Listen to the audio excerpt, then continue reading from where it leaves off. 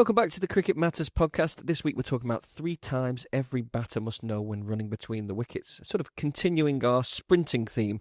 If you haven't listened to the last podcast, that's all about the secret to running faster between the wickets.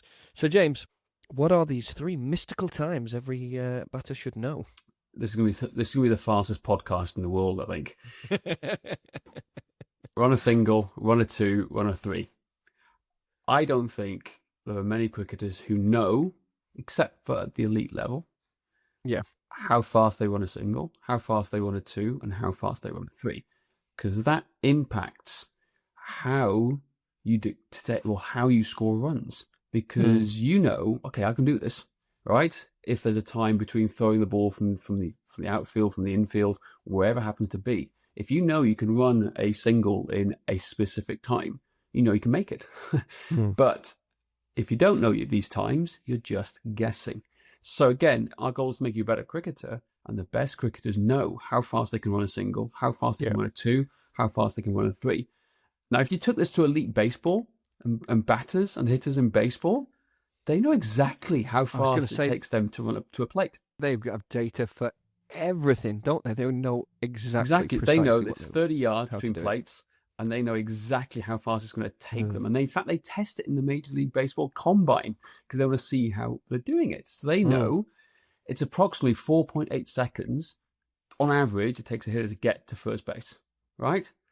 So an outfielder knows, depending on how the ball comes to them, they can set for a second because they've got a gun arm to throw it in how long it does it. So everything looks in slow time because they know the times and speed to do these things. So the key in baseball is to run faster because they got to get to first base as fast as they possibly can, or second base and third base. Yeah, and obviously you should know your times for a single, 2, and a 3 in full kit, but not necessarily always practice in full kit. You've got to work on your sprinting mechanics and all that, but you've got to do it in full kit so it's an accurate depiction, right? Exactly. So again, when we come back to when we're working with people, we like to do both.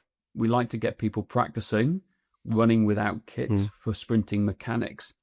But we notice changes when they put a kit on. So you've got to practice both. Yeah.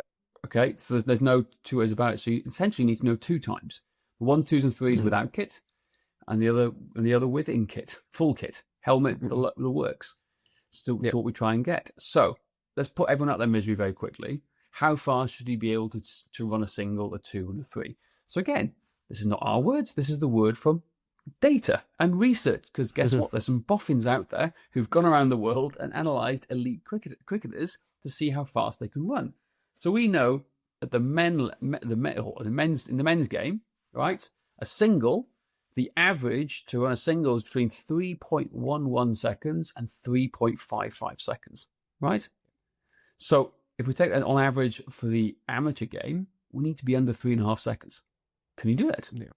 Right. Do you think they can compare that well to because obviously we're talking about elite here. So amateur cricketers, what? I think it's something to aim for, 100%. Yeah, 100%. Now, definitely under 4 seconds, obviously. Yeah, exactly. So we got to think about more. Well, we then got to think about age groups and categories for the seniors, the 40s, 50s, and 60s. Yes, but let's just put everyone in the same pool for now. We got to figure that out ourselves at some point. But a goal for particularly the youngsters coming up and parents who are helping their kids come through at the moment. Well, the goal is this: they should be able to run a single in under 3.5 seconds. If not, they're not elite.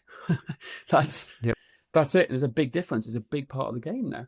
Now, let's look at this in running 2s, right? The data shows they should be able to run a 2 in 7.1 to 7.3 seconds. Okay? One-handed, turn on your strong side. Well, exactly. That's it, yeah. If you haven't listened that to that podcast, back to the previous podcast. Before, okay? And then running a 3, 10.67 to 10.69, right? So we've got a rough summary here now of 3.5 seconds for a single, 7 seconds, just over 7 seconds, 7.5 seconds max for running a 2. I'm running a 3, 10.5 seconds to 11 seconds, right? Yeah. You need to go and time yourselves, guys. Like, can you hit those numbers? 100%. Yeah. If you want to be an elite batsman, this is the sort of stuff you want to get to. Now, in the women's game, there hasn't been any research yet, right? So what we did do is we looked at the research on sprinting times and took a whole lot of data, compiled it, and we believe this is an estimate for the women, okay? So we believe that a female cricketer should be able to run a single between 3.5 to 4 seconds, Okay. Run a 2 between 7.5 to 8 seconds, and run a 3 between 11.5 and 12 seconds. That's the data we've kind of pulled into it. Again, this is purely anecdotal, but based on good anecdotal research from other sports and other things. But that's the sort of time frame we're looking for in how to improve people running between the wickets. So, as simple as it is, right? We need people running this fast between the wickets based on the elite numbers. Or if you're aspiring to get to elite, that's the target you want to work with. But awareness is key, like holding a bat in one hand and be fast between the wickets is how fast are you running between the wickets already? Is it something you need to work on to improve your game? Totally. Well, one, you've got to be fast at sprinting with good sprint mechanics first and foremost. You've got to be strong enough. And then also, obviously, it gets very technical, doesn't it? Because, as you say, you've got to carrying the bat. The research shows carrying the bat in one hand is the best way to do it. And then you've got to work on your turns as well. Because we were watching was it an ECB video when they were doing the turns, and the guy was doing it really well. He was like really reaching and getting really low. And essentially, as he turned, he was looking like a sprinter coming out of the blocks, wasn't he? On his turn? So that's, there's two methods. You can't turn quick, then... You know. I think we need to do definitely turning mechanics in a video. I think to show people how to do it, because there's two ways you can do it: coming out like a sprinter, and then coming out like a half and half kind of method. But the half and half is what we try to teach more because it gives you better vision in terms of where the ball is. But both have their merits at different at different times. If that makes sense. So you're right, but again, think of this: the better your running mechanics, the better it will carry over to running in pads. That's the approach we go. So we need to have great sprinting mechanics, and then we kind of break the rules a little bit by putting the pads on to get them in here. Because again, if your arms are going all over the place, guess what's going to happen? The time's going to be down. So we need to focus. The more you can ingrain those sprint mechanics in the first place, the more. Obviously, you can never get it perfect because you're wearing kit. Yeah, but it'll be better. Yeah, absolutely. So we do both. So again, we're not saying you should train without kit. Our process is.